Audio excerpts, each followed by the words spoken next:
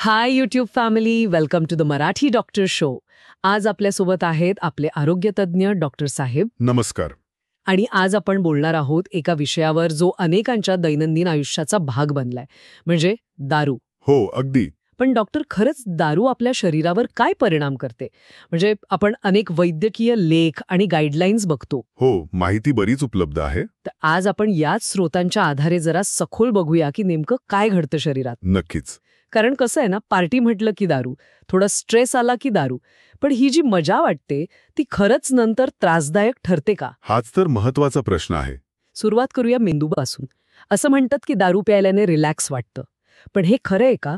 म्हणजे खरंच आराम मिळतो की मेंदूवर काही वेगळाच परिणाम होतो? बघा, ही एक इंटरेस्टिंग गोष्ट आहे. दारू काय करते, मेंदूतले जे संदेशवाहक आहेत ना, म्हणजे न्यूरोट्रान्समीटर्स, अच्छा. त्यांच्यावर परिणाम करते.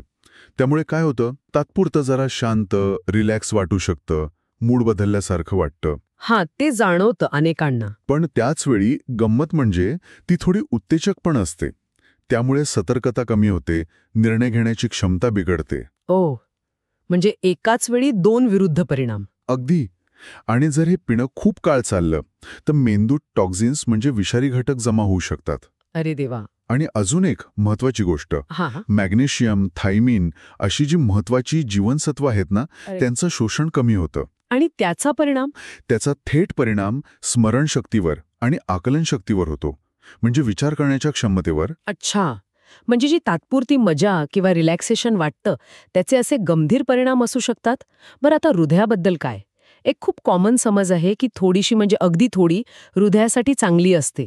रेड वाईन वगैरे. हा समज खूप पसरलेला आहे, पण अनेक स्रोत सांगतायत की हे पूर्णपणे बरोबर नाहीये. म्हणजे? खरं तर अल्कोहोलमुळे रक्तदाब वाढतो.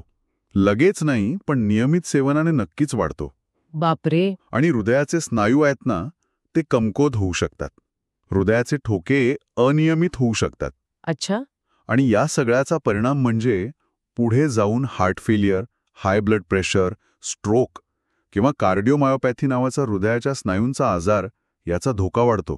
म्हणजे धोका कमी होण्याऐवजी वाढतोय? अगदी. आणि हे विसरू नका की दारूमुळे लठ्ठपणा आणि टाईप 2 डायबिटीसचा धोकाही वाढतो. हो.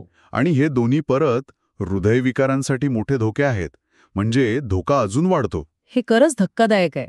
म्हणजे हृदयासाठी चांगलं असं काही नाहीये तर? नाही, उलट धोका जास्त आहे असं दिसतंय. बरं, अनेकांना दारू प्यायल्यावर लगेच ऍसिडिटी किंवा पोटदुखी जाणवते. असं का होतं? याचं मुख्य कारण म्हणजे दारू पोटातलं ऍसिड प्रोडक्शन वाढवते. हो, त्यामुळे पोटात जळजळ, मळमळ, अस्वस्थता वाटते. पोटाच्या आतलं जो अस्तर असतं ना, त्याला सूज येते. त्याला गॅस्ट्रायटिस म्हणतात. गॅस्ट्रायटिस? हो. आणि मग पोट फुगल्यासारखं वाटणं, कधी जुलाब, कधी बद्धकोष्ठता, हे त्रासही होऊ शकतात. आणि हे फक्त तात्पुरतं असतं की? नाही. जर पिणं खूप काळ चालू राहिलं तर स्वादोपिंडाला सूज येऊ शकते, ज्याला पॅनक्रियाटायटिस म्हणतात. आणि अगदी पोट किंवा मोठ्या आतड्याचा कॅन्सर होण्याचा धोकाही वाढतो. अरे देवा. पोटावर इतका सरळ परिणाम होतो? हो. मग आता येऊया लिव्हरकडे.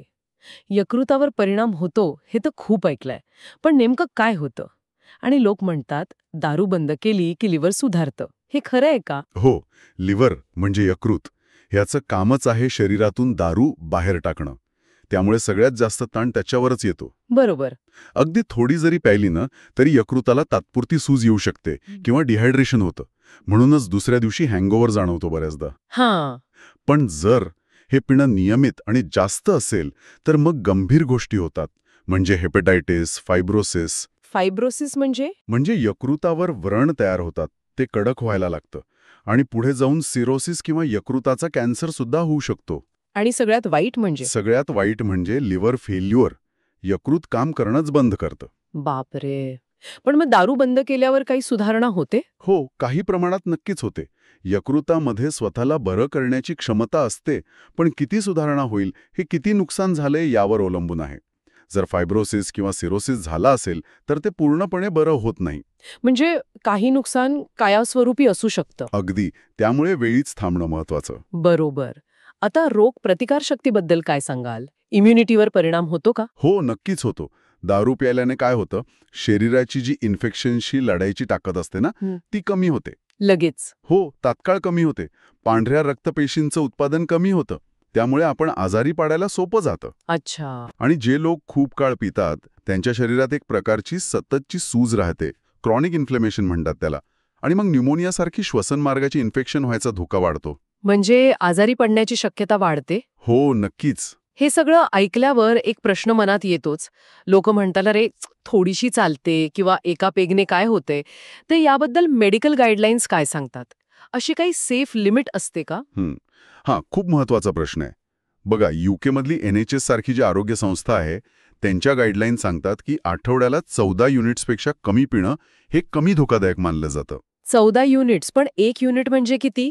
बरोबर, 1 युनिट म्हणजे साधारण 10 मिली शुद्ध अल्कोहोल. म्हणजे समजा विस्कीचा छोटा 25 ml चा पॅक घेतला किंवा नॉर्मल स्ट्रेंथचा बिअरचा अर्धा पाईंट घेतला तर त्यात साधारण 1 युनिट असतं. अच्छा. पण हे जे 14 युनिटचं प्रमाण आहे ना, ते काही टार्गेट नाहीये. म्हणजे इतकी प्यायलाच पाहिजे असं नाहीये. हो हो. जितकं कमी प्याल, अगदी शून्याच्या जवळ, तितका धोका कमी. खरं तर आठवड्यातून 4 युनिट्सपेक्षा कमी पिणं हे खूपच कमी धोकादायक मानलं जातं. आणि एका दिवसात जास्त प्यायलास? हो, तो पण महत्वाचा मुद्दा आहे. एकाच दिवशी जर 5-6 युनिट्सपेक्षा जास्त प्यायला तर त्याला बेंच ड्रिंकिंग म्हणतात आणि ती खूपच जास्त हानिकारक आहे. म्हणजे थोडीशी चालते हे म्हणणं जरा फसवं आहे. हो, कारण थोडीशी म्हणजे किती हे प्रत्येकासाठी वेगळं असू शकतं आणि त्याचा हिशोब ठेवणं गरजेचं आहे. मग डॉक्टर, ज्यांना हे पिणं कमी करायचं आहे किंवा सोडायचं आहे पण ते जमत नाहीये, खूप कठीण जाते, त्यांच्यासाठी काय सल्ला द्याल? हो, हे कठीण असू शकतं नक्कीच, पण काही गोष्टी ट्राय करता येतात. पहिलं म्हणजे ठरवून आठवड्याचं पिण्याचं प्रमाण हळूहळू कमी करा.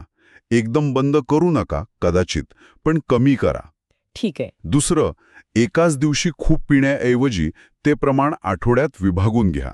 आणि शक्य असेल तर आठवड्यातले काही दिवस ठरवून अल्कोहोल फ्री ठेवा, म्हणजे त्या दिवशी अजिबात प्यायचं नाही. हा एक चांगला उपाय आहे.